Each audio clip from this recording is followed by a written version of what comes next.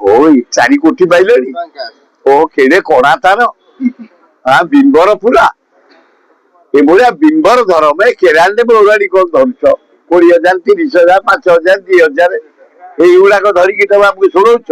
এইଭଳିଆ ବିମ୍ବର ଯେ ଖୋଳ କରିଛନ୍ତି ରାଜକୋଷକୁ ଲୁଣ୍ଠନ କରିଛନ୍ତି ଧର ଭଲ ହବ। 130 ଗ୍ରାମ ସୁନା 4 କୋଟି ଟଙ୍କା